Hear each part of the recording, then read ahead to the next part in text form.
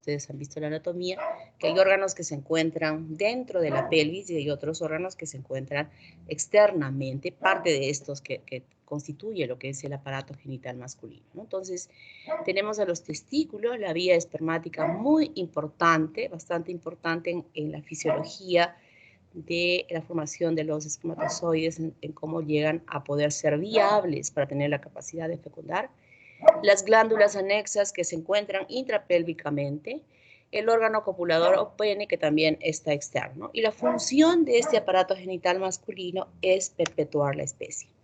Entonces, cuando ustedes estudiaron anatomía, justamente pudieron verificar la posición de estos órganos dentro de la pelvis, algunos como son estas glándulas, y también externamente, tanto el pene como el testículo, ¿verdad?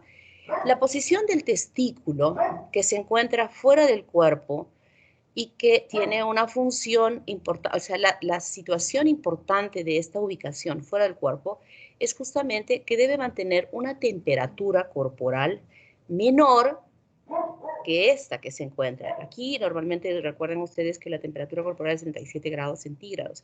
Entonces, la posición del testículo fuera de él permite que la temperatura a este nivel sea siquiera 2 o 3 grados menos que la temperatura que se encuentra normalmente el resto de nuestro cuerpo. Y esa temperatura menor garantiza la supervivencia y viabilidad de los espermatozoides, ¿no? Eso es muy importante.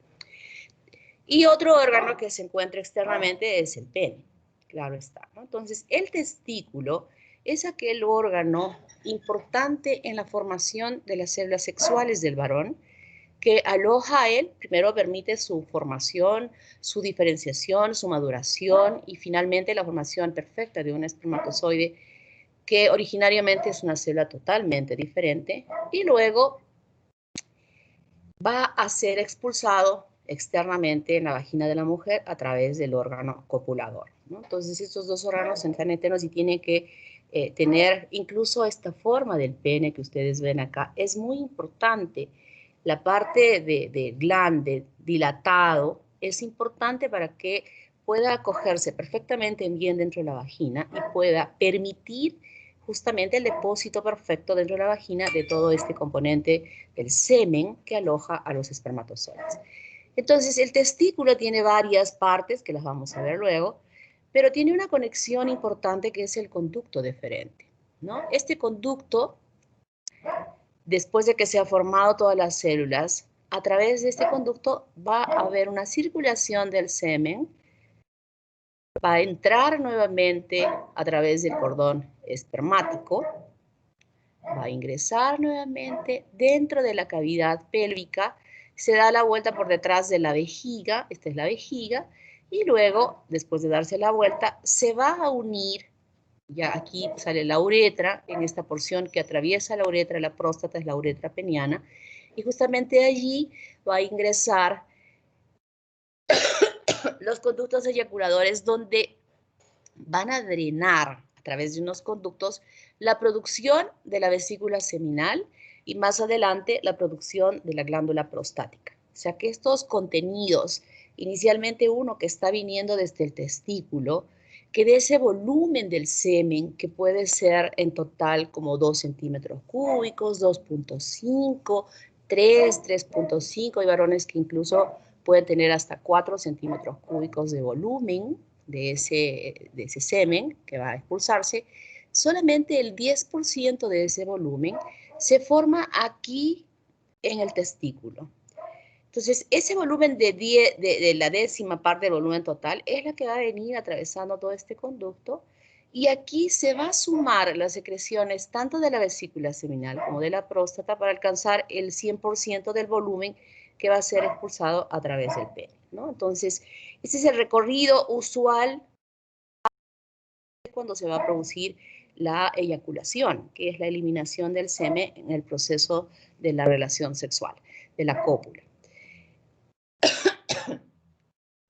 Entonces, cuando estos tubos seminíferos que se alojan aquí en el testículo son los que producen las células sexuales, se van produciendo, ahorita vamos a ver mucho más amplio esto, se va a depositar en una parte del epididimo, Y es desde este depósito que existe allí que en el momento preciso de la cópula va a hacer todo este pasaje. Desde aquí, en ese momento en que el varón está teniendo su orgasmo y va a producirse la eyaculación, entonces va a hacer todo este recorrido.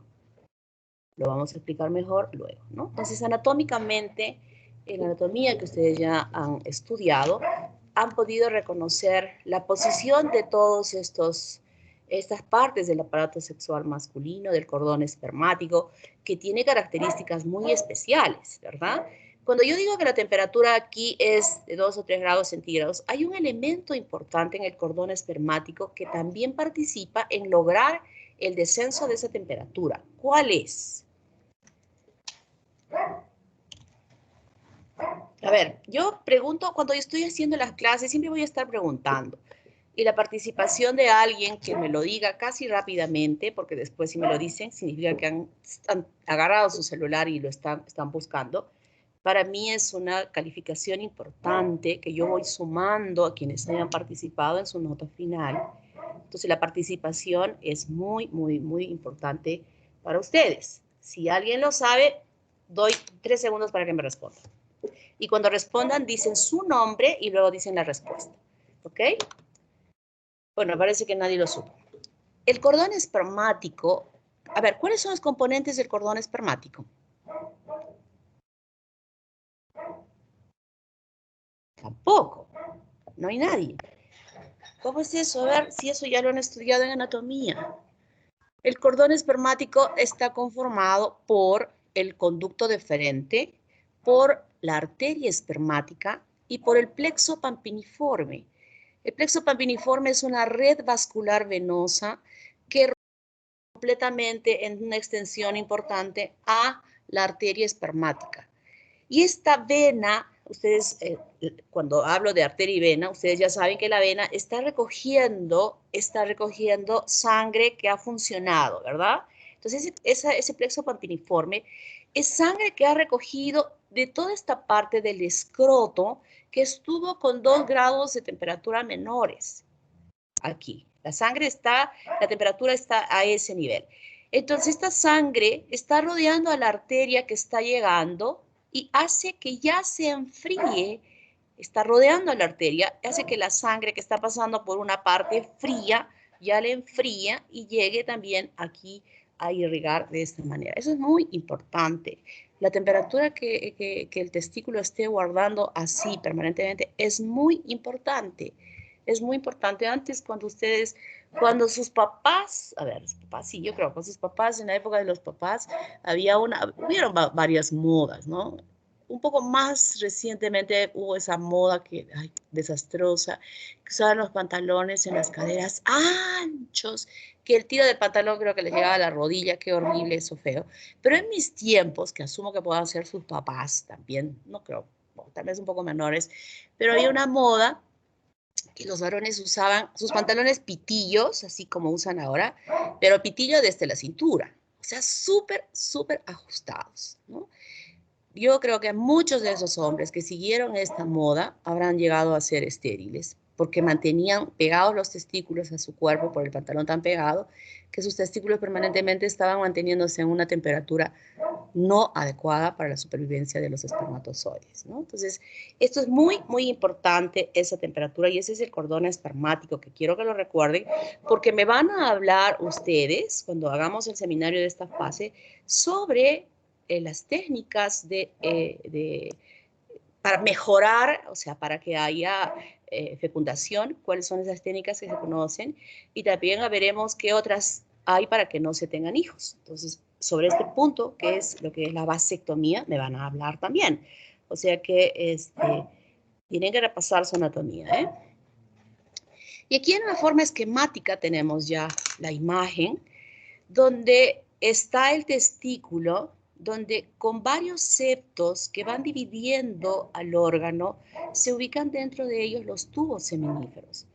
El tubo seminífero es un conducto que está plegado, enrollado, que más o menos en cada septo está totalmente tabicado el testículo por estos tabiques que están aquí, estos que están de color verde, y entonces dentro de él se encuentran estos tubos seminíferos que tiene 2 aperturas. sea, es como una manguera de ambos extremos, pero la parte más larga de ella está toda plegada. Y los dos extremos que los tenemos juntos en la mano son los que van a formar los tubos rectos. Tubos rectos que se van a fusionar a una red de conductos que están estos que se llama la red de testis, ¿no? Muchos, es un laberinto de conductos a los cuales tiene contacto el tubo seminífero. Y luego esta red de testis, esta malla de tubos, este laberinto de conductos, se van a fusionar en un número menor de conductos, que se llama los tubos rectos. Perdón, los tubos eferentes. Estos son los rectos, esta es la red de testis, estos son los conductos eferentes. Y todos estos conductos eferentes, que son muchísimos, luego van a fusionarse a un solo conducto, que es el conducto del epidídimo, que mide muchos metros, 5 o 6 metros, que también en longitud me refiero, está totalmente plegado para formar lo que es el epidídimo. Todo esto es el epidídimo. Y el epidídimo tiene una parte superior que se llama la cabeza del epidídimo, en esta parte, y una cola del epidídimo. Esta cola del epidídimo es la parte donde todas estas células sexuales que se han formado y que están madurando y que se están diferenciando, en el caso que me estoy refiriendo ya a la formación del espermatozoide, luego se almacenan aquí, en la cola del epidídimo. Y es de esta ubicación de estos espermatozoides que ya están libres, solitos, es que en el momento de la cópula, en el orgasmo, y se produce la eyaculación, van a salir desde aquí haciendo todo este recorrido que ya es el conducto deferente, que lo hemos visto en la lámina anterior, que hace un giro por detrás de la vejiga, inclusive todo este recorrido largo que hace hasta que es expulsado por la uretra. Todo este recorrido se hace en ese momento de la eyaculación, en el momento del orgasmo, por estímulos tanto hormonales como nerviosos que se produce toda esta eliminación, ¿no? Entonces, ese es el epidídimo, que hay una ampolla. Ojo, no es en esta ampolla donde se depositan los espermatozoides para que más fácilmente podrían estar siendo expulsados a través de la uretra. No es, es aquí, en la cola del epidídimo, para que resulte la expulsión o para que pueda eliminarse lo que se produjo, que estuvo acá, para ser eliminado. Y cuando llega a esta parte, se forma lo que es el conducto eyaculador. Hay un ensanchamiento, pero luego se estrecha. Y a este conducto eyaculador es que va a conectarse los conductos o el conducto de la vesícula seminal. La vesícula seminal es esta glándula que produce una serie de secreciones que las va a verter hacia la luz en el momento que se está produciendo la eyaculación. O sea, vino por aquí todo este semen que es el 10% y en ese momento se suma la producción de la vesícula seminal y también se suma la producción de la glándula prostática hacia la luz para que conformen ese 100% del volumen que pueda ser eliminado. Y previamente a ello, en la parte del preámbulo que se tiene con la pareja cuando se está teniendo la relación sexual, existe la producción de una secreción mucosa producida por la glándula bulbouretral que va a eliminarse a través de la uretra y que sale a través de la uretra para lubricar la superficie del pene, del glande, y también lubricar cuando se está produciendo la relación a la mujer, ¿no? Si no existe esta lubricación, pueden haber traumas muy serios. Por eso que en las violaciones suceden los desgarros y todo lo demás. Es muy peligroso, muy peligroso. Si no existe lubricación, es muy peligroso porque incluso... Bueno, van a perdonarme, pero ya se van a acostumbrar. Yo tengo 3 perros que andan saboteando mis clases. Si los encierro en un lado, los elimino, el ruido va a ser peor. Así es que me van a perdonar, yo voy a estar llamándoles la atención. Por ejemplo, ese que están escuchando es Toto, que está encerrado, pero tiene un ladrido tan fuerte que no lo puedo controlar. Perdónenme, chicos, por favor. ¿Me perdonan? No se preocupe, doctora. Gracias. Ya tengo la benevolencia, al menos No hay de problema, una. doctora. Gracias. Entonces, tiene que haber lubricación. A veces, fíjense, ustedes recuerdan la anatomía donde se encuentra la arteria uterina y qué partecita se ve la arteria uterina.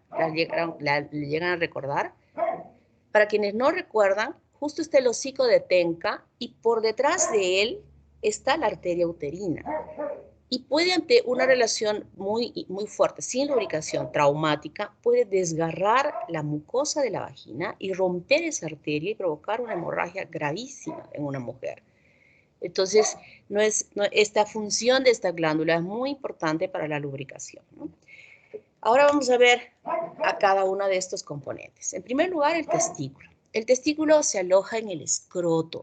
El escroto es una estructura muy especial que tiene unas capitas muy finas. Cuando hagamos el desarrollo embrionario del aparato sexual masculino, voy a recordarles este punto importante, y que hace que la piel como que resbale sobre la glándula que está internamente, ¿no? Esas capitas que son una extensión del peritoneo en este lugar permiten justamente esto, que es el escroto. Y como es una extensión del peritoneo, muchas veces puede acumularse en este espacio, que es un espacio virtual que puede hacerse real por acumulación de líquido y formar lo que se llama el hidrocele.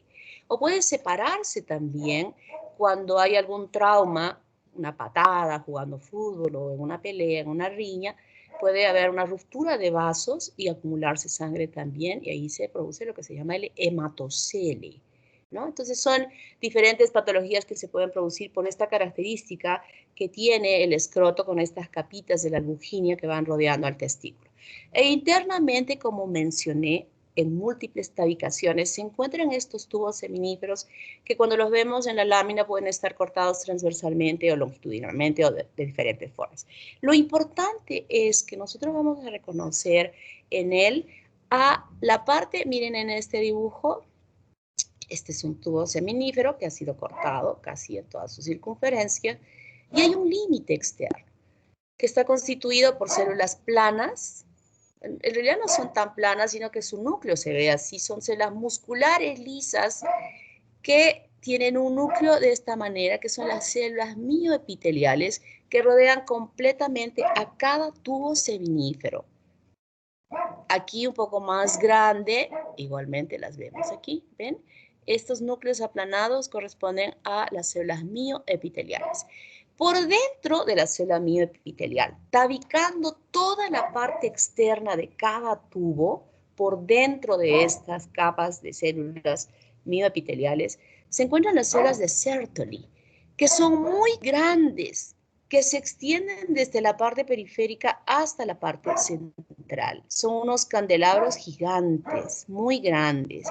Y entonces tienen un núcleo grande y que incluso nos muestra un nucleolo grande. Por ejemplo, en esta, fíjense, este es el núcleo de una célula de Sertoli, con su nucleolo, igual acá. Entonces, este es un núcleo y la célula de Sertoli debe estar extendiéndose así, desde acá a acá. Entonces, en toda la periferia del tubo, de todos los tubos, por dentro de las células mioepiteliales están estas células de Sertoli que tapizan perfectamente toda la parte externa. Y todas estas células sexuales que ustedes están viendo en diferentes periodos de maduración se alojan en esta célula de Sertoli, no dentro, sino fuera. Y la célula de Sertoli, cuando dije que es un candelabro, se parece mucho a cuando nosotros queremos lucirnos de repente en Navidad y queremos hacer una ensalada de frutas como sandía, papaya.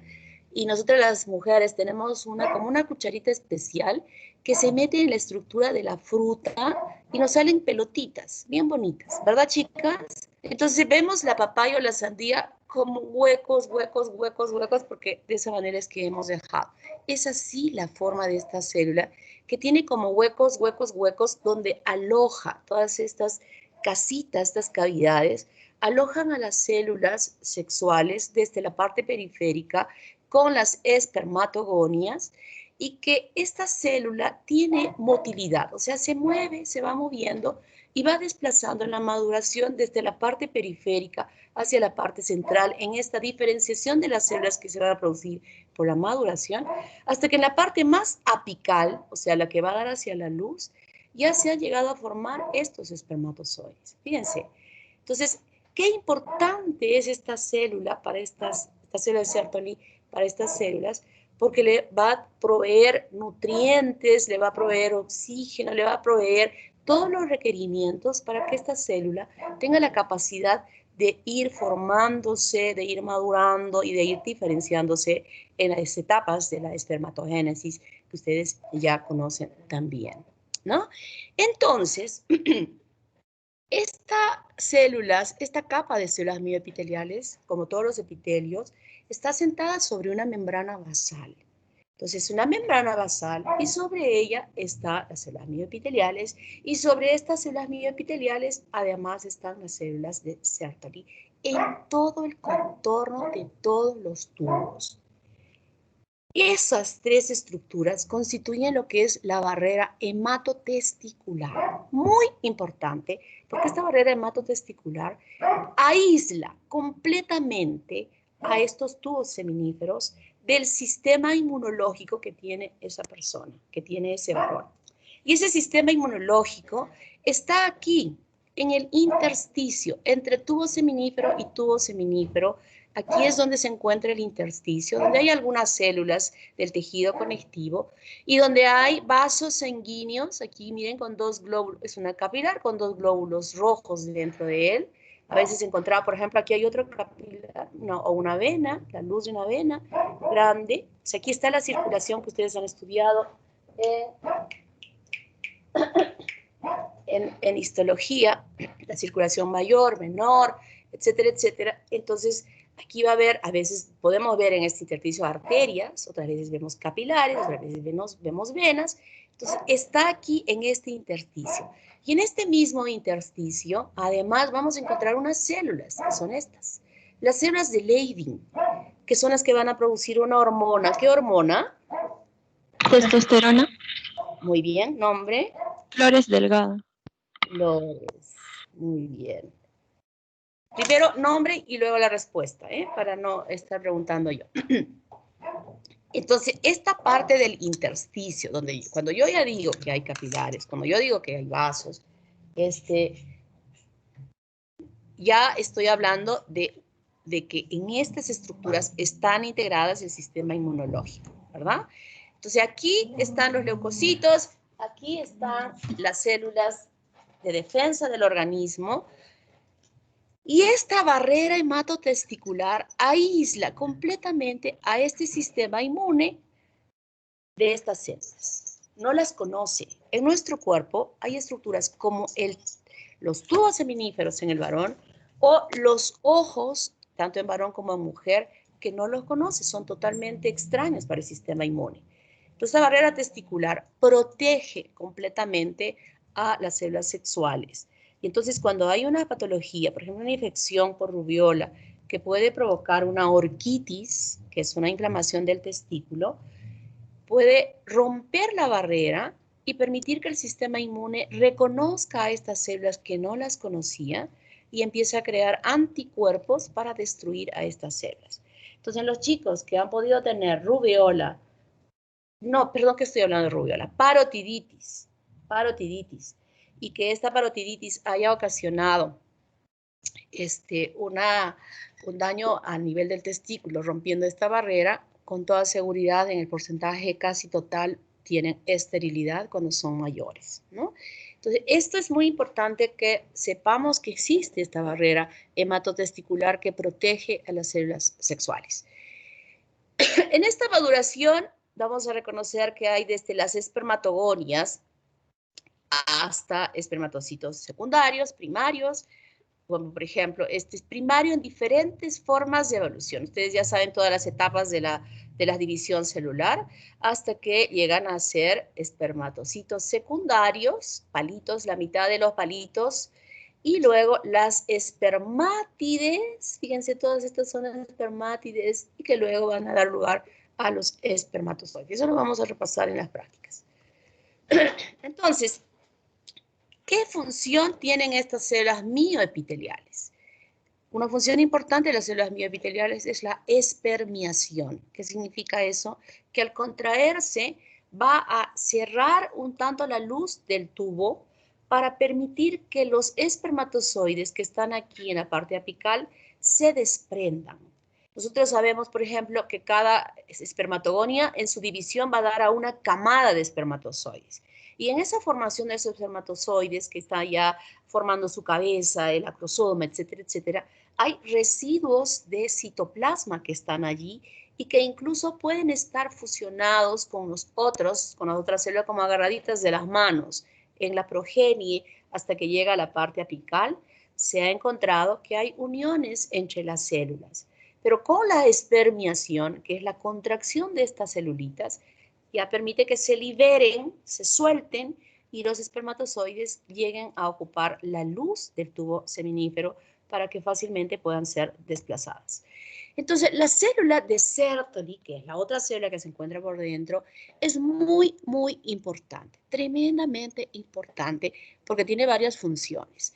Tiene las funciones de sostén, ya se los he explicado, les arma como unas casitas donde las células están acomodadas para que dentro del tubo seminífero no hay vasos sanguíneos, no hay capilares, no hay nada que pueda estar nutriendo a estas células sexuales.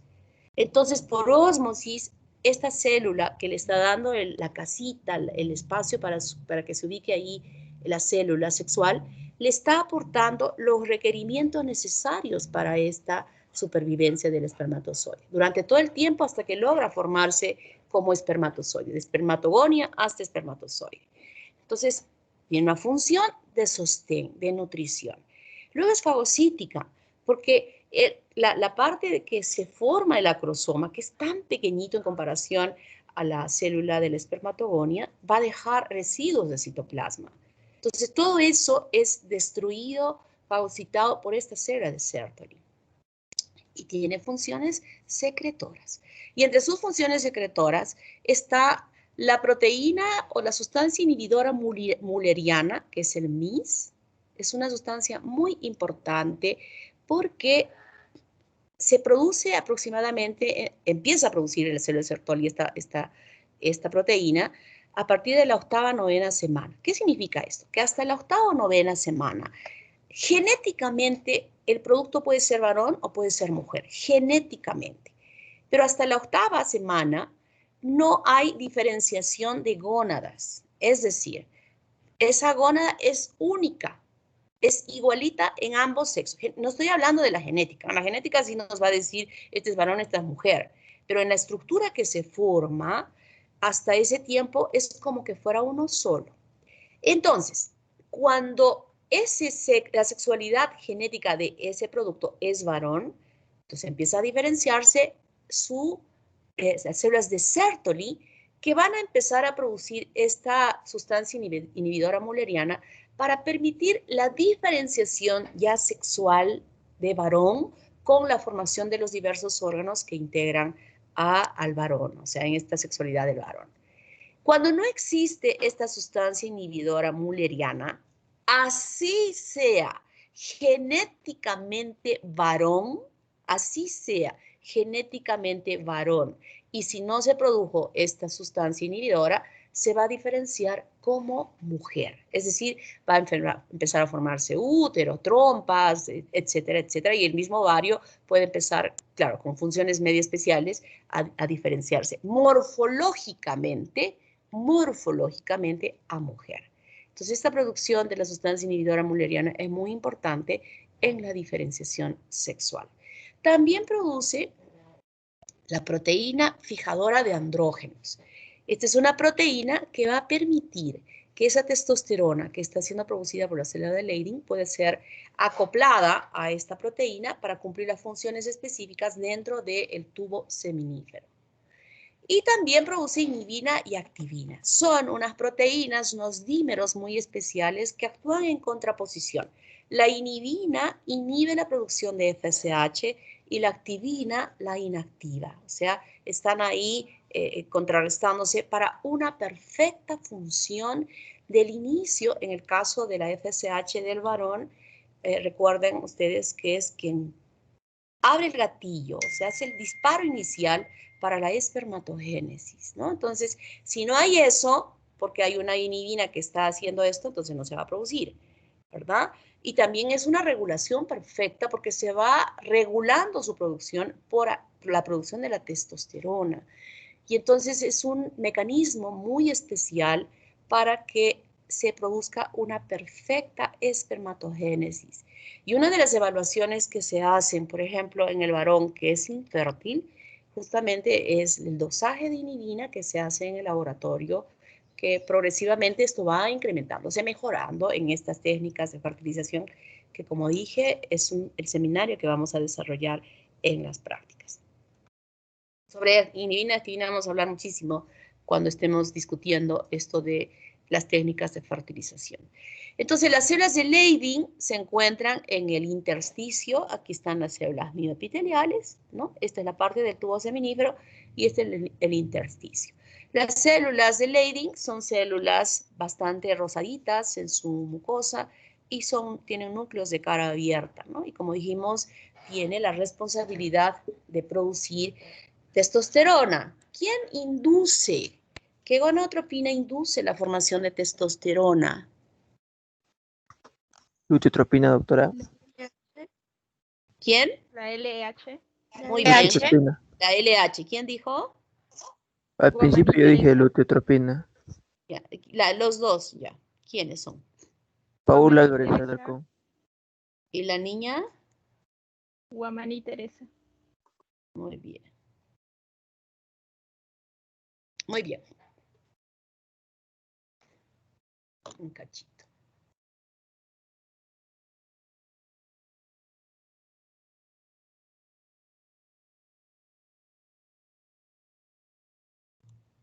Alergia del día de la mañana. Siempre tengo alergia en la mañana. Bueno, entonces, estas células por estimulación de la LH son las que producen la testosterona. Producto que se va a eliminar a un líquido intersticial en el cual están suspendidas estas células. Aquí hay como que este espacio no es vacío, no es un espacio en realidad, pero no está sin nada. Aquí hay este líquido intersticial al cual va a fluir la hormona, ya sea acercándose a estas proteínas que son producidas por las células de Sertoli, las proteínas fijadoras de andrógenos, u otros lugares como vamos a ver. La célula de Leydig, entonces, muy importante en la producción de testosterona. Esa es su función, testosterona, que se produce a lo largo, ups, no quiere avanzar. ¿Qué? Se colgó.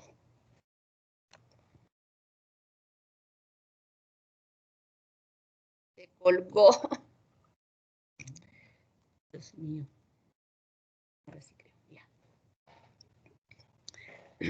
Entonces, esta hormona importante que se produce en el día tiene ciclos de mayor producción y ciclos de menor producción. En las horas donde hay mayor producción de testosterona es en las noches.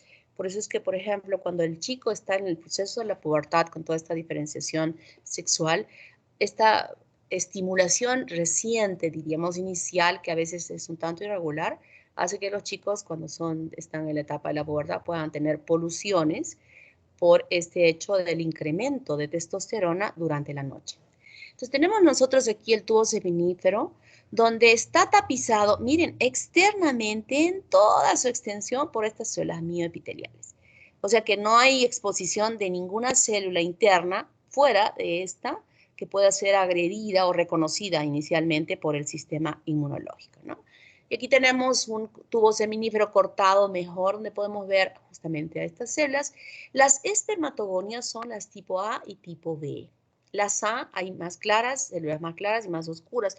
Eso nos vamos a detener a ver bien cuando hagamos la práctica para reconocer cuáles. Aquí tenemos, por ejemplo, una célula de Sertoli y espermatocitos primarios. Miren, en todas las formas de división. Aquí hay un espermatocito secundario con la mitad de palitos que hay en una primaria y donde usualmente no se ve muy bien el contorno de la membrana nuclear. Esa es una característica que nos ayuda a nosotros a poder reconocer a un espermatocito secundario, que muchas veces no se encuentra.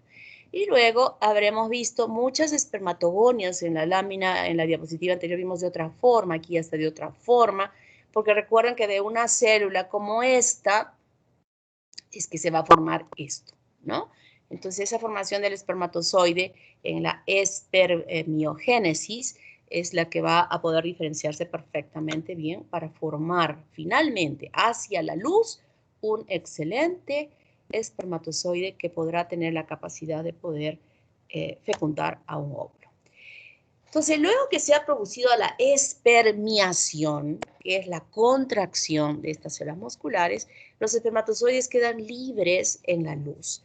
Y no están libres solitos, sino que además estas células de Sertoli han producido secreciones en las cuales están navegando, pero navegando medios tontitos, medios así, medios soncitos, no tan buenos en su movilidad, pero ya tienen cierto tipo de desplazamiento que va a ser facilitado el desplazamiento también por las mismas células que existen alrededor de los conductos y también por las vellosidades escasas que pudieran haber en estos conductos, que ya empieza a diferenciar, donde vemos una mayor presencia de estos cilios, como ustedes recordarán, es en el epidídimo, ¿no? Pero esto ya va empujando, como habíamos visto, tubo seminífero, tubos rectos, luego red de testis, conductos eferentes, todo ese desplazamiento dentro de estos conductos ya lo va haciendo el propio espermatozoide muy, como que estuviera gateando. Esa yo creo que es la palabra perfecta. Como que está gateando apoyado por el desplazamiento del líquido en el cual se encuentran, atravesando todos estos conductos.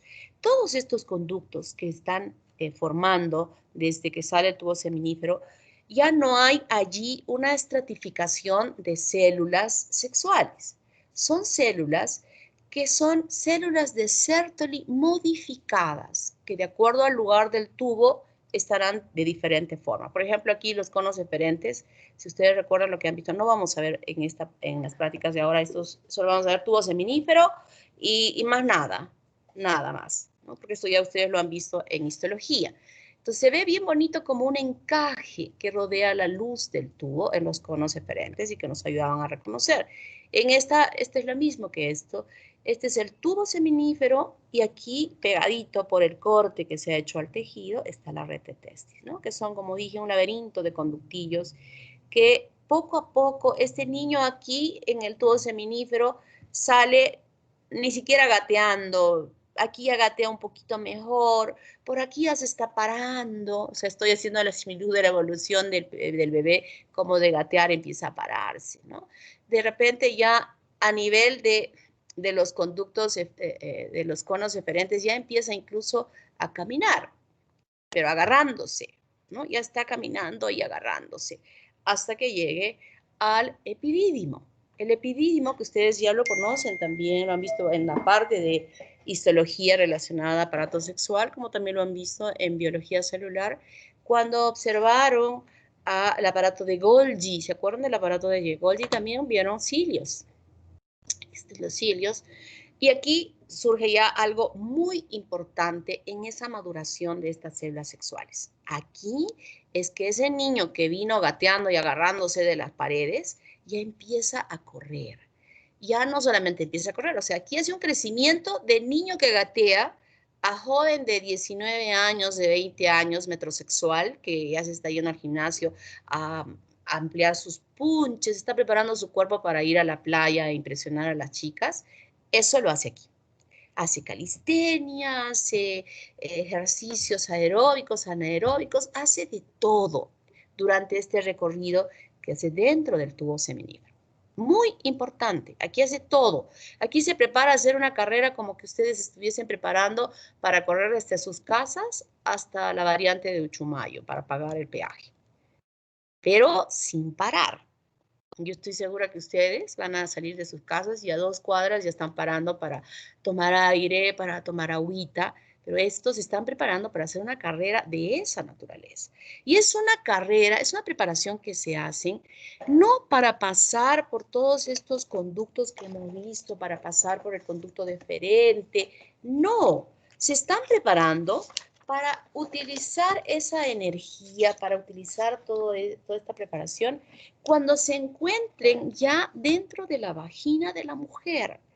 Para eso se están preparando, porque cuando van a ser depositados en la vagina de la mujer, cuando yo les explique esta parte, ayuda un poco la anatomía de la mujer. Sin embargo, es ese recorrido que va a hacer desde la vagina, en la cavidad del útero, cuando se dirija a las trompas, allí va a necesitar toda esta preparación para que el potente en su ejercitación sea el primero que llegue hacia alrededor del óvulo y sea el que primerito pueda ingresar dentro de él, ¿no? Pero miren qué tristeza para a veces el espermatozoide llega allí, llega y un segundo más llegó otro, él quiso meterse al óvulo para fecundarlo. Pero de repente el último que llegó es el que entra porque la naturaleza de esa célula del ovocito va a seleccionar, a ver, de aquí, ¿cuál es el mejor? Ese va a ser el que va a ganar el ingreso dentro de la célula del ovocito, ¿no? Entonces, esta parte del epidídimo es esa que cumpla todas estas funciones. Y el epitelio del epidídimo cumple funciones de absorción. Aquí va a haber un recambio de secreciones, aquellas que pudieron haber estado aportando los otros conductos por lo que estuvo pasando, porque miren, esa celulita está atravesando solita allí y se está nutriendo de lo que pueda estar encontrando, de lo que las células de todos estos conductos están proveyendo hacia la luz. ¿Se dan cuenta? O sea, es como que alguien estuviera corriendo a través de un callejón y está recogiendo lo que exista allí para su supervivencia. Y serán secreciones de repente ya hasta un tanto nocivas, y es en el epidídimo que se produce este recambio de sustancias que van a mantener mejor a este espermatozoide.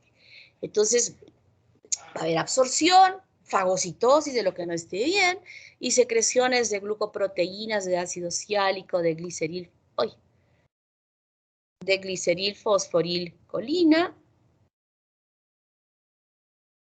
que van a aportar nutrientes buenos para esas células que se encuentran en la luz del epidídimo.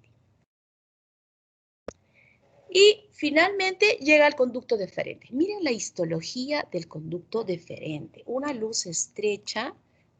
Ay, caray. Es que mi puntero se fue. Una luz estrecha, muy estrecha, con una gruesa capa muscular. Ups. Chicos, ¿está grabándose la clase? Sí, doctora. Sí, doctora. Sí, doctora. Ya. Creo que yo no puse grabar, alguien habrá puesto grabar. A veces me olvido. Miren, ustedes tienen que estar pilas, ¿eh? El alemán ya me ha visitado desde hace tiempo. Por favor. A veces estoy explicando y no me acuerdo de una palabrita, entonces ustedes me tienen que ayudar. Así es que tienen que recordarme muchas cosas, por favor. Bueno, entonces miren aquí en la histología. Tremenda, gruesa pared muscular de fibras musculares lisas. Gorda, gruesa. Y tiene que ser así, porque como les había mencionado, es en la cola del epidídimo donde se acumula el semen con los espermatozoides, con ese 10% del volumen total que se encuentra allí. Y he dicho que esta preparación de la calistenia y todo lo demás no es para que el espermatozoide atraviese todo este conducto, que sería imposible para él atravesar en ese momento del orgasmo, que son segundos que siente el varón, que pueda atravesar todo eso. Es imposible. Son células microscópicas.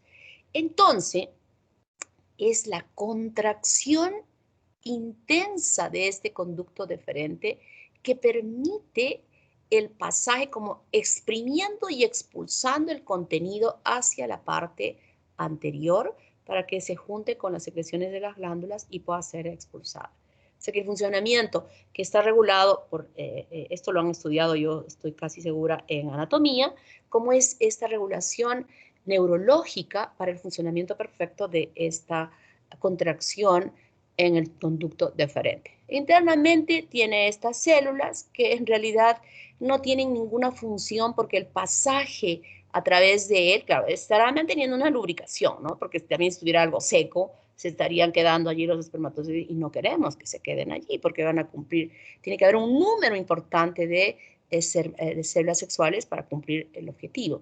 Entonces, la mantienen lubricada la secreción para que facilite, pero en realidad el espermatozoide solamente pasa en forma violenta a través de él. Luego tenemos las dos glándulas anexas importantes. Bueno, también la otra ya mencioné que era importante, las glándulas bulbouretrales, que es la vesícula seminal. La vesícula seminal es una glándula que embrionariamente ya vamos a ver de dónde se origina cuando hagamos esta parte, pero que se extiende desde la parte periférica como tabiques, rodeadas de unas células que tienen la función de secretar fructosa, proteínas, ácido cítrico, prostaglandinas, flavina y fluoresceína. ¿Qué hace esto? O sea, cuando la célula está expulsada, cuando se está produciendo la eyaculación, en ese momento está aportando esta glándula todas estas secreciones. O sea, no le sirve al espermatozoide estas secreciones dentro del aparato sexual masculino porque lo va a expulsar, o sea, va a salir conjuntamente con él. Todas estas secreciones le sirven cuando el espermatozoide está depositado en la vagina. Le sirve, y muy importantemente, porque, por ejemplo, la fructosa va a ser su componente energético que le va a dar al espermatozoide la capacidad de poder moverse. Toda esa calistenia que habíamos dicho que la va a realizar, moverse dentro del tracto genital femenino, ¿no? Y esto es muy importante porque nosotros valoramos, sobre todo fructosa, valoramos en un examen que se llama espermatograma, que ahorita voy a hablar sobre él. Entonces nosotros tenemos aquí las células que van a ser responsables de la producción de esta secreción abundante. Recuerden que más o menos aquí estaremos hablando de un 40% o 45% del volumen ya del semen. La otra la va a aportar, en realidad más yo diría 50, que produce la vesícula seminal, produce más secreción que la glándula prostática. Y tenemos a la próstata, que aloja internamente la glándula prostática, rodea a la uretra. Esta es la luz de la uretra, ¿no? La rodea. La otra, se aperturaban los conductitos en los conductos eyaculadores, se aperturaban hacia la luz de la uretra. Pero en este caso es justamente que rodea a la uretra. Esto no es beneficioso para el varón, no lo es, que la glándula rodee a la uretra porque cuando avanza en la edad es algo que no le es favorable, ¿no? Y aquí existen glándulas, unas glándulas submucosas o periuretrales, que son estas que se alojan acá, y unas periféricas, las glándulas de la zona periférica. Estas glándulas son las que son muy importantes porque se hipertrofian y al hipertrofiarse hacen que, cuando es hipertrofia significa crecimiento de la glándula, se hipertrofia. No se multiplican las glándulas, sino se crece. Hay una glándula que crece un montón. Eso se llama hipertrofia. Si yo dijese hiperplasia, estaría diciendo que se empieza a producir mayor número de glándulas. No, aquí hablamos de hipertrofia. Y entonces cuando estas glandulitas de la submucosa se hipertrofian, van cerrando la luz de la uretra. Entonces se produce una patología que se llama la hipertrofia benigna de próstata, que es una patología común para los varones a partir de los 40 años de edad, que progresivamente va aumentando más en su tamaño y progresivamente más los varones empiezan a sentir molestias, ¿no? ¿Cómo se manifiesta esto en el varón? Porque ese chorro de orina que orinaban bien con un chorro grueso, progresivamente va disminuyendo en el volumen. Cuando iban a orinar y se depuraban, por decirles, un minuto en miccionar después de haberse tomado un volumen grande de bebida, y ya no van a demorar un minuto, van a demorar 2 minutos, 3 minutos. Y progresivamente van a ir, va a ser mayor, y ¿qué van a ver? Que se mojan los zapatos, salpica, o que mojan todo el borde de la taza y van mojando, ¿no? Hasta que llega un momento en que ya no pueden miccionar, sobre todo después de haberse tomado unas cervezas y tienen una retención aguda de orina que es terrible, terrible, se mueren de ganas de orinar y no pueden orinar, ¿no? Y progresivamente en el tiempo, los estudios estadísticos ya nos dicen que un varón la incidencia de cáncer en esta es cada vez mayor, que un porcentaje muy grande, casi el 70%, llegan a tener cáncer de próstata cuando el varón ya tiene 80 años, más o menos. Entonces sabemos nosotros que esto sucede y algunas veces ni siquiera se percatan o son tan descuidados que ya no vienen simplemente cuando el cáncer está aquí, sino cuando ya hay metástasis. El paciente acude cuando ya no puede caminar. ¿Por qué? Porque ha comprometido la estructura de su columna vertebral y le duele muchísimo. Es decir, es todo un descuido. Pero ahora existen, yo estoy hablando sobre esto porque a veces los papás son reacios a que, pero cuando ustedes les salen de esto hoy día, los papás, mira, he escuchado esto y tienes que hacerte este examen. Hay un examen en sangre que se llama PSA, antígeno prostático específico, que ya siquiera, si hay valor normal, ¿no? Si es que ya está por valores anormales, entonces es bueno que se haga otro chequeo. Y simplemente aquí un solo examen. Pero progresivamente, como dicen los urólogos, tiene que haber otros exámenes, como es una ecografía, como puede ser una tomografía, pero lo que ellos siempre dicen, nada de esto reemplaza al dedo. Al dedo que es necesario hacer una evaluación de un tacto rectal, donde solo la sensibilidad puede determinar la textura de esa próstata, si está dura o si está blanda, o sea, ellos ya lo conocen, como es la textura normal, y ellos siempre dicen, porque converso a veces con amigos que son urólogos, dicen, nada reemplaza al dedo. Y a los varones ustedes saben que no les gusta que les hagan tacto rectal, pero si es que ya dentro de esto que estoy expresándome, cómo va avanzando este daño, ya podemos decir si va a ser necesario un tacto rectal o no va a ser necesario un tacto rectal, ¿no? Entonces, esta es la patología, así como nosotras las mujeres tenemos patologías frecuentes como cáncer de mama o cáncer de cuello uterino, que cada vez está menos porque el diagnóstico es más temprano, en el varón es su próstata, ¿no? Un porcentaje muy pequeño se salva en realidad de este daño, primero de la hipertrofia benigna de próstata. Después yo he hablado de lo que significa que pueda ser el cáncer, ¿no? Entonces, esta glándula aporta en el momento de la eyaculación un volumen más para ese semen que va a ser depositado en la vagina de la mujer.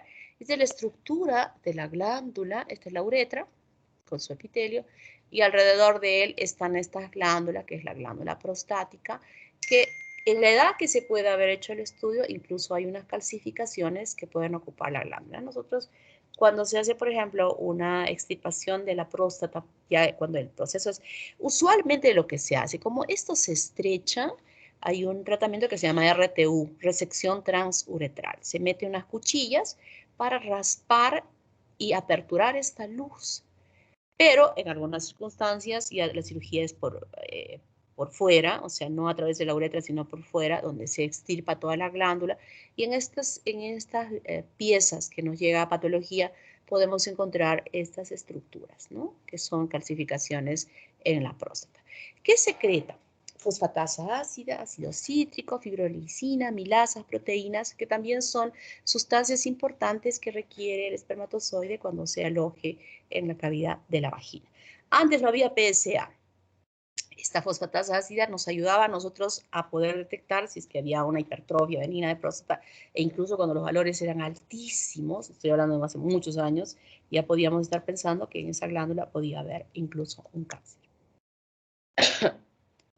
La uretra está alojada dentro del pene. Ustedes saben que el pene tiene dos cuerpos cavernosos y uno esponjoso, y justo el esponjoso es el que aloja a la uretra en toda su extensión.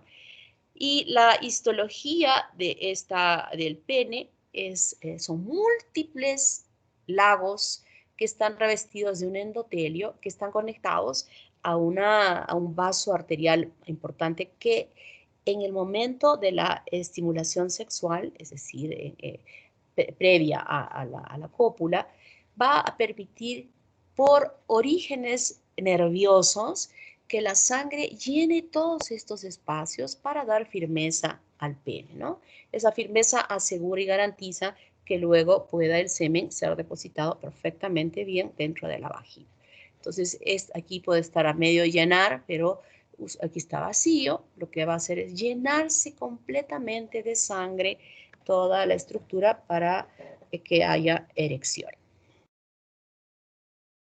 Aquí está el cuerpo cavernoso y esponjoso, son igualitos, solamente que aquí está la uretra, ¿no? Alojada ahí.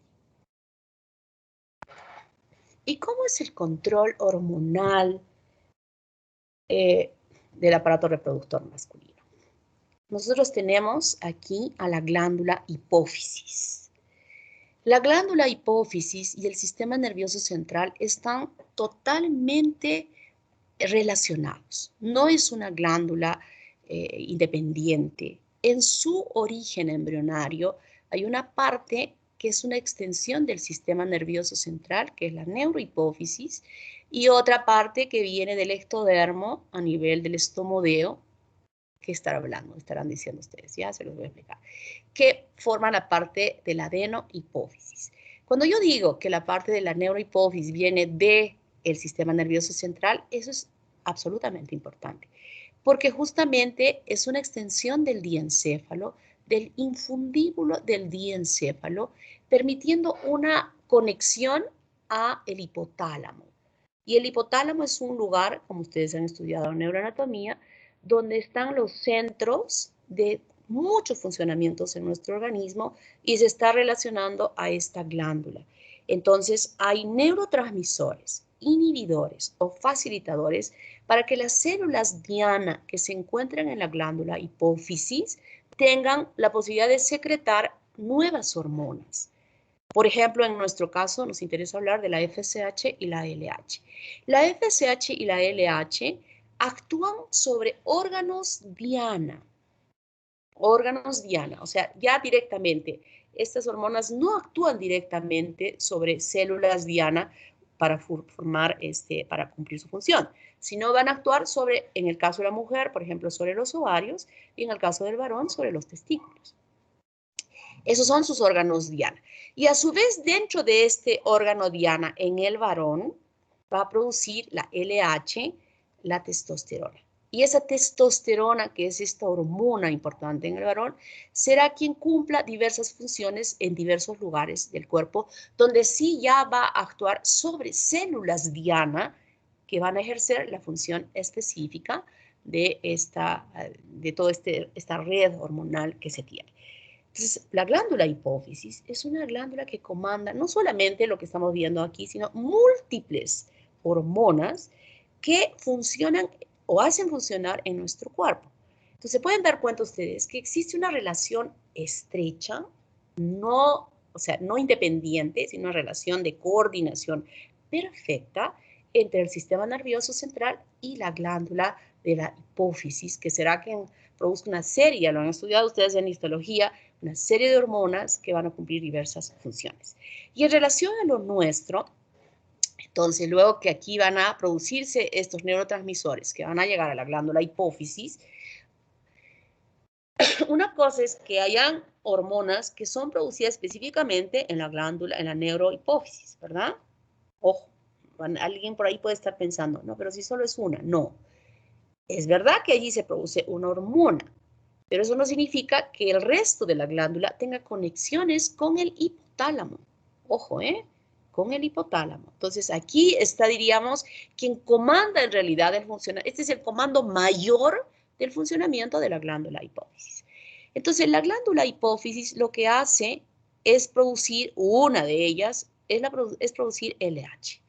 Y la LH actúa sobre las células de Leydig que se encuentran en el intersticio, produciendo la hormona testosterona. Aquí en esta diapositiva podemos ver que aquí dice testosterona A, testosterona D, testosterona C. No es que sean diferentes testosteronas, ojo, es una sola, no hay una variación de ellas, es una sola. Lo que pasa es que se ha puesto estas letras para que ustedes puedan entender mejor cómo es que, en qué lugares actúa esta testosterona. Donde dice A, por ejemplo, es aquella testosterona producida que va a desplazarse en este líquido intersticial hasta que se encuentre con las proteínas fijadoras de andrógenos que produce la célula de Sertoli. ¿Y para qué? Para ayudar a que esta célula, esta hormona, ayude a que se produzca perfectamente la maduración de estas células sexuales hasta la formación de los espermatozoides. ¿Ok? Luego, en el caso de la célula, de la testosterona B, va a pasar, o sea, sin que llegue a actuar aquí, va a pasar hacia la luz de todos los conductos por donde va a pasar los espermatozoides, haciendo que estas células puedan perfectamente funcionar aportando líquidos. Recuerden que van a seguir aportando para que las células sexuales se desplacen, haciendo de que estas células se recambien si algunas están viejas, haciendo que se mantengan perfectamente todos estos conductos por los cuales va a atravesar los espermatozoides. Luego habrá una testosterona C que va a llegar a toda la circulación sanguínea. Recuerden que en el intersticio aquí hay vasos sanguíneos, capilares, etcétera, y se van a meter a esa circulación, llegando la testosterona a todo el cuerpo del varón, que es muy importante, muy importante. ¿Por qué? Porque mantiene perfectamente bien el funcionamiento de ese varón. En el caso de los chicos, por ejemplo, esta testosterona que circula a nivel sanguíneo va a hacer que le cambie la voz. Ese niño escuálido, flacuchento que estuvo así hasta tercero de media, de pronto empieza a ensanchar la espalda, a cambiar la voz, etcétera, etcétera, ¿no? Entonces es necesario que haya esto. Y es más, les puedo comentar, ahora último, se está colocando a las mujeres que ya son menopáusicas, es decir, que ya no producen hormonas, un chip debajo de la piel, es como una estructura pequeñita que se hace una incisión en la piel y que se coloca a las mujeres, testosterona. ¿Para qué? Para que no se sientan cansadas, para que estén más activas, para que se sientan más jóvenes, etcétera, etcétera, etcétera. Esa es la moda actual que se ha creado, que se coloca un chip con testosterona para las mujeres menopáusicas. ¿Qué les parece? O sea, miren cómo se hace la investigación de que se esté utilizando esta hormona y que muchas mujeres la están usando. Claro que es cara, pero hay mujeres que quieren sentirse bien y les comento porque yo juego vóley y bueno, ya estamos, todas las que jugamos vóley jugábamos, ¿cuándo volveremos a jugar? Ya somos personas mayores, o sea, no somos chiquillas, no hay ninguna chiquilla, ya somos señoras mayores, y hay una que se ha puesto ese chip, y no la vieran ustedes, se tira al suelo, salta mal. Entonces decimos, creo que todas necesitamos un chip, porque ella está haciendo todo eso, pero yo quisiera investigar a dónde va a dar lugar esto, qué va a ser el resultado del uso de esto, que ya le he dicho, averigua, investiga, yo te voy a investigar por mi lado, qué significa a largo plazo el uso de ese chip. Claro, ahora estás luciéndote, humillándonos a todo el resto con tu juego y no sabemos qué va a pasar en el futuro. Y ella me dice, por favor, a mí me dicen, en mis amigas me dicen, Doki, averigua, Doki, ayúdame. Entonces yo les voy a dar la tarea, ya no yo, sino se las voy a pasar a ustedes para que investiguen y me digan, doctora, esto ya hemos leído y puede suceder esto. ¿Está claro? Ustedes me van a dar la respuesta para yo ayudar a mi amiga. Y la otra, la testosterona, que va a llegar al cerebro para hacer el feedback, la retroalimentación, para decir, está habiendo una concentración correcta, ya no sigas produciendo LH, ¿no?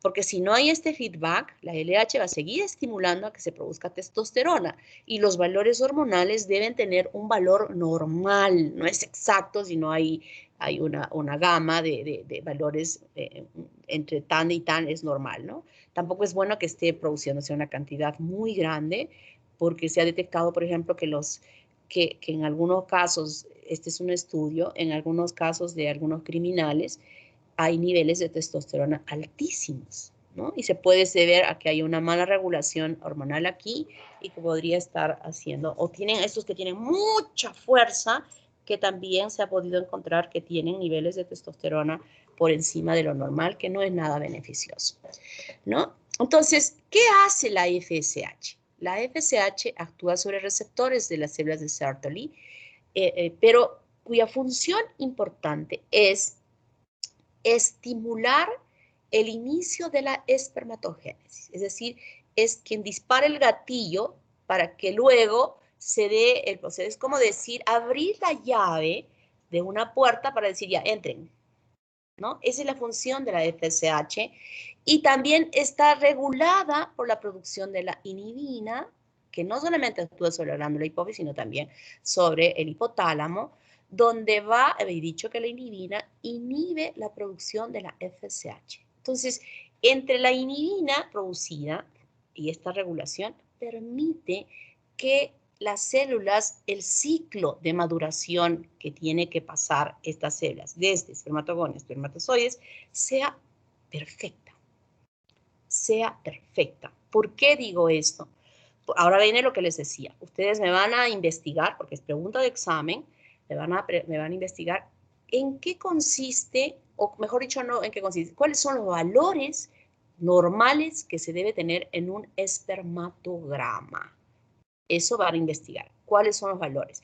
Y nosotros evaluamos esto y es muy importante. Felizmente está cambiando la cultura de los médicos y también de los pacientes, que cuando hay una pareja infértil que no ha tenido hijos después de un año de una relación frecuente, normal, no va a ser normal cuando uno es minero y viene justo en la semana en que la señora no es fértil y dicen, no tenemos hijos, estamos casados hace un año. Entonces investigamos y, a ver, señora, regularmente en los meses, no, porque mi esposo trabaja y viene 10 días y yo creo que en esa etapa, entonces eso no es infertilidad, ¿no? Tiene que ser una relación frecuente que durante este tiempo de un año no hayan tenido relaciones sexuales.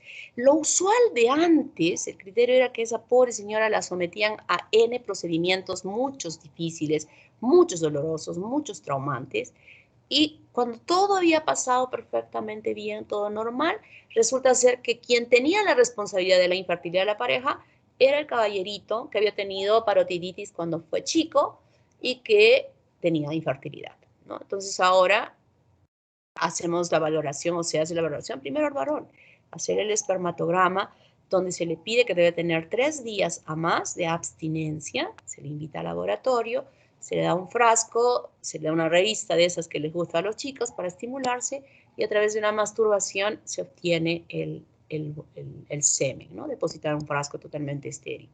Y allí evaluamos en qué momento se pone lo que sale líquido, luego se solidifica, luego que se solidifica en cuánto tiempo se vuelve líquido y vamos evaluando la presencia de fructosa, cuánto tiene de fructosa, cuál es el número de espermatozoides, cuántos son normales y cuántos son anormales. Y cuando yo digo de anormales aquí justo, que en esas células encuentre un porcentaje muy grande de células inmaduras, no espermatozoides.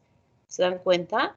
Entonces, esta inhibina regula la espermatogénesis perfectamente bien para que las células logren en el porcentaje aceptado la presencia de células totalmente normales. Aquí podemos encontrar incluso 2 cabezas, 2 colas, sin cola, es decir, una gran variedad y tenemos que contar cuál es el porcentaje de las que son perfectas, cuál es el porcentaje de las que se mueven bien, no aquellas que se dan vueltas y vueltas y vueltas y vueltas en el sitio, esas que van a avanzar dentro del canal de la mujer, ¿no? Entonces, todo eso quiero que lo investiguen porque yo se los voy a preguntar en el examen. Esto vamos a ir aclarando, voy a repetir algunas cosas que definitivamente van a ser importantes. ¿Alguna preguntita hasta aquí? ¿Está todo clarito? Doctora, Bueno, entonces, una pregunta. dime. Usted habló de que, bueno, algunas mujeres menopáusicas se hacían poner El chip, testosterona. ¿Y el chip. qué pasaría si es que no podría ser estrógenos? Bueno, estrógenos se ponen las mujeres menopáusicas, se ponen estrógenos, o sea, eso es usual que utilicen. Claro, hay algo que no permite este uso. Eso se usa, ¿eh? O sea, la mujer que es menopáusica se pone hormonas femeninas, pero siempre evaluando si hay un antecedente previo a que esta persona en la familia haya tenido cáncer, ¿no? Y es preferible no usarlo. No usarlo, hay mujeres que no lo usan, hay otras mujeres, generalmente se usa cuando han tenido, por ejemplo, una menopausia prematura o ha sido resultado de una cirugía, hace un cambio brusco, ¿no? Entonces ahí como que no se adapta adaptarse a la disminución de la hormona, que es progresiva cuando es en forma natural. pero se usa, claro que sí. Esta es una nueva introducción de la testosterona que les refiero que será desde hace un año, no es de hace más tiempo que se está utilizando. Con este fin que les digo, que los estrógenos me hacen sentir como una mujer normal, diríamos, ¿no? O sea, me siento bien, no hay bochornos, no cefalea, no tengo ansiedad, no tengo depresión, que digamos esas son las características de las mujeres que les llega la menopausia. Esta es otra cosa, o sea, como que da mayor vitalidad a la mujer. Se los estoy diciendo por mi amiga, imagínense tirándose al suelo. Ella se tira al suelo y yo le digo, te vas a fracturar, mira tus rodillas. Pero no, o sea, ella tiene una energía increíble. Mata fuerte, saca tremendo, o sea, toda una desgracia para el resto, ¿no? O sea, nos humilla. Pero, ¿qué consecuencias va a tener después? Eso me lo dijo a mí y ahora se los transmito a ustedes. Averigüen. Bueno, ahora vamos a hablar del aparato genital femenino. También es otro repaso, ¿eh? Como ven, yo estoy hablando y estamos repasando lo que ustedes probablemente lo sabían, pero lo enfocaban desde otro punto de vista. Ahora yo estoy enfocando de un punto de vista más útil, ¿no? Más útil. ¿Cuáles son las partes? Ovarios, trompas uterinas, útero, vagina, genitales externos y obviamente también la perpetuación de la especie. Anatómicamente, que también ya lo conocen por anatomía, los órganos son internos, se encuentran dentro de la pelvis, los labios mayores, menores, el canal de la vagina, donde ustedes pueden ver que no es una superficie lisa, sino es una superficie ondulada. Toda la vagina tiene esta característica ¿y por qué Dios? Saben que yo creo en Dios y Él fue el que nos hizo anatómicamente. ¿Cuál es la función de esta plegadura? Primero, para que se atraque la parte del glande en el momento de la cópula. Ustedes han visto que la cabeza del glande no es lisa, tampoco en punta, sino tiene como un arquito. Primero para eso. Y segundo, para que en el momento del parto, por vía vaginal, se amplíe la luz de esta cavidad y permita el nacimiento del producto. Que si fuera una estructura totalmente lisa, probablemente sería muy dificultoso que pudieran hacer un producto por vía vaginal. O sea que esta plegadura amplía la luz de esta cavidad para el momento del parto en forma natural. Luego tenemos el cuello del útero, que se proyecta hacia la cavidad.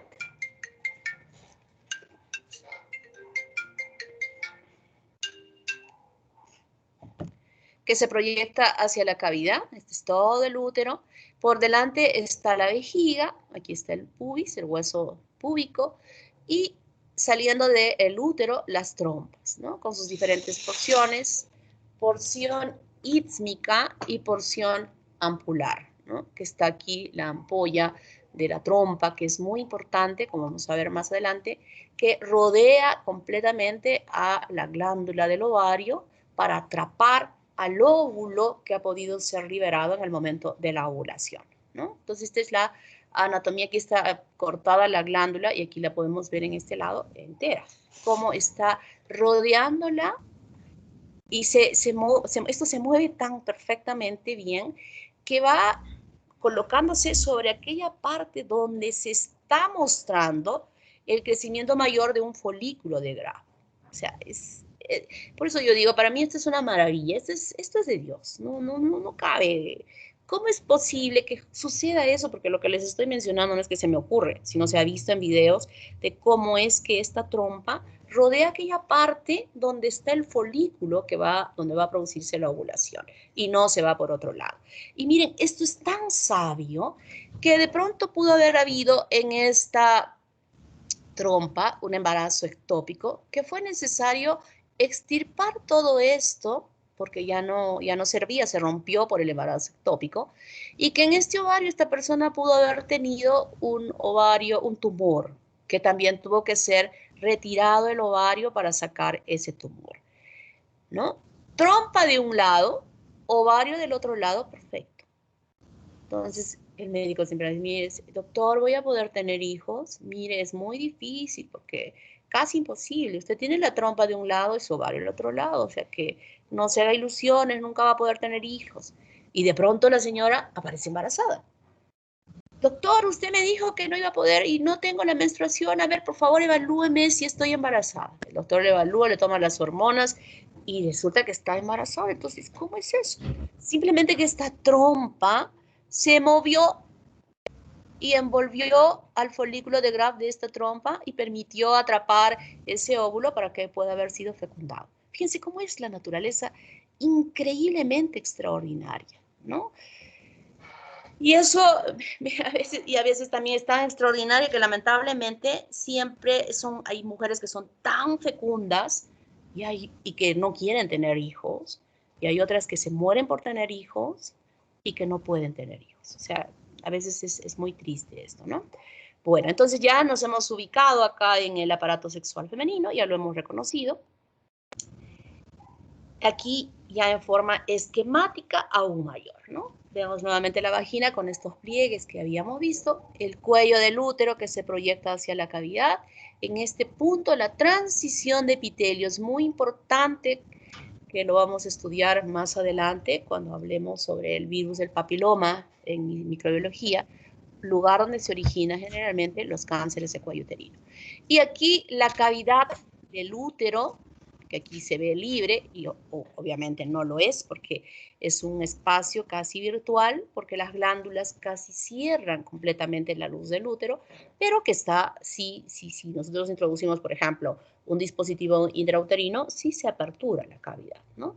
Y esta cavidad está conectada por luz, una luz aperturada hacia esta trompa de falopio, que como dije tiene una porción del infundíbulo con la parte ampular, luego la parte ísmica, que se estrecha aquí, y la parte intramural, es decir, atravesando el espesor de las paredes del útero, ¿no?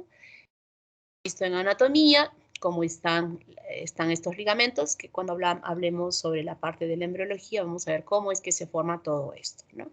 Y sabemos que esta es la estructura esquemática, y sabemos que cuando se llegue a producir la fecundación aquí en el tercio externo de la trompa, va a haber un desplazamiento ya del huevo formado y va a implantarse en esta parte, ¿no? En la parte posterior, permitiendo luego el crecimiento dentro de la cavidad progresivamente hasta completarse el desarrollo mayor y tenga que ser expulsado durante el parto.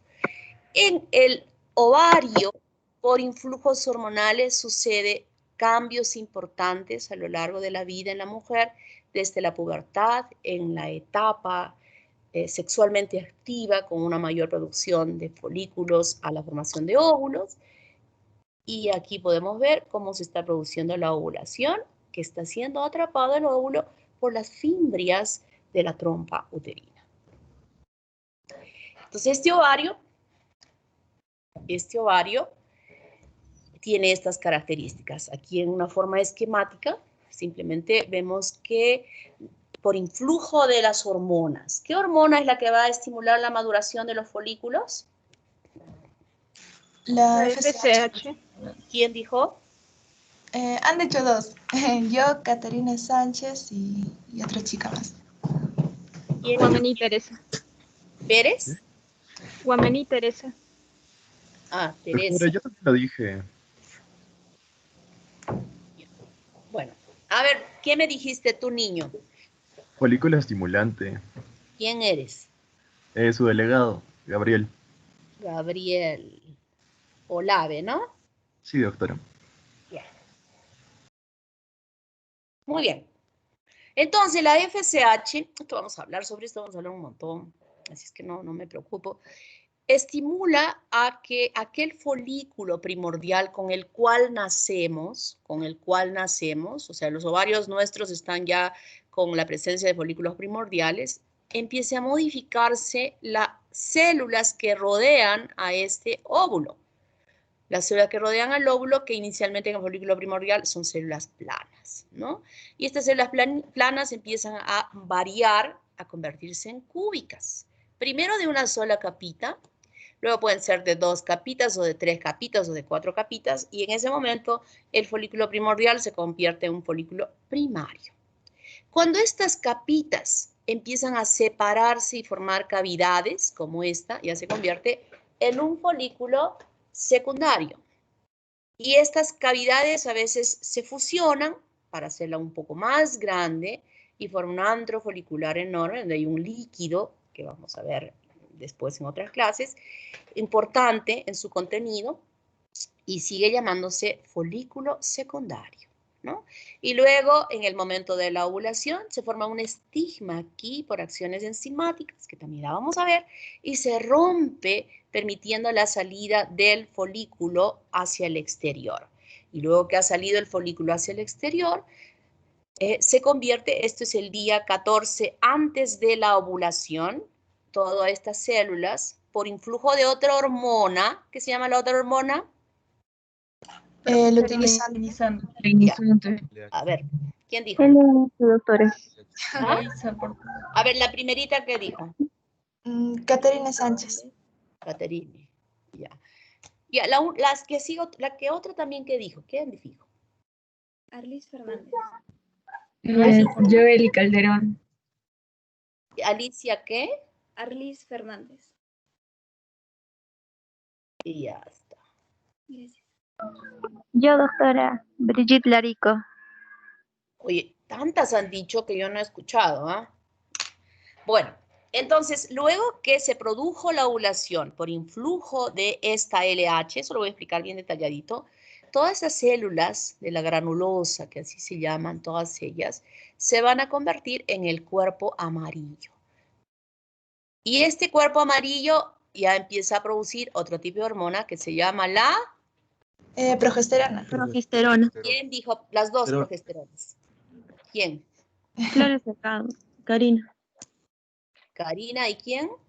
Caterina Sánchez. ¿Y Karina qué? Caterina, doctora. Caterina Sánchez. ¿Y otra? Karina Flores. Karina Flores. Ya, muy bien. Entonces, ahora estas células son responsables de la producción de la progesterona que se va a producir en la segunda fase del ciclo menstrual. Cuando no ha habido fecundación en ese día 14, por esas horas, se convierte este cuerpo amarillo en cuerpo albicans, ¿verdad? Y progresivamente van agotándose las células foliculares, progresivamente a lo largo de todo este tiempo. Vamos a seguir hablando, esto es mucho.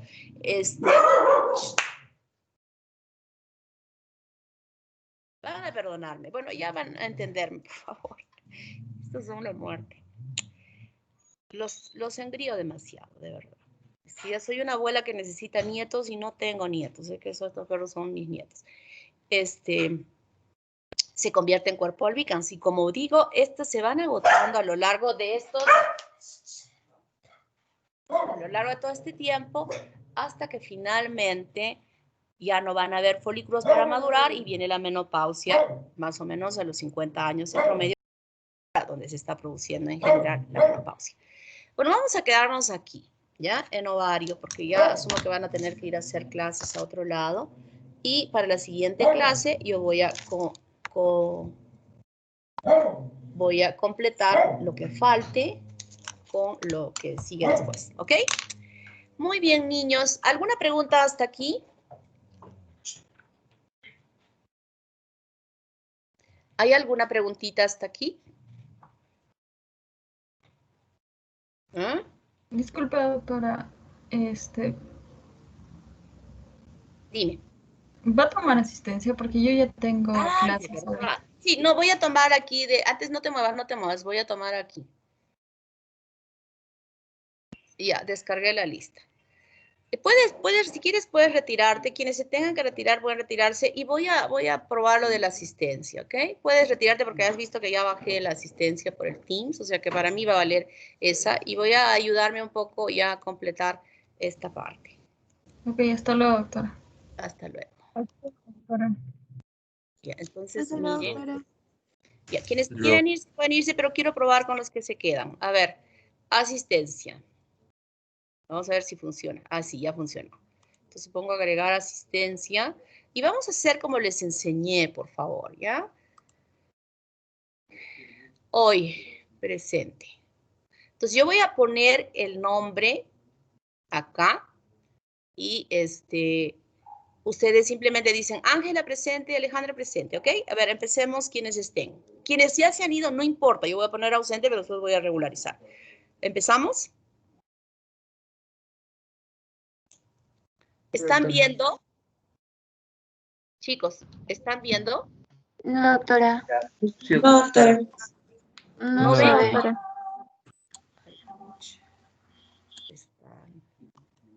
A ver.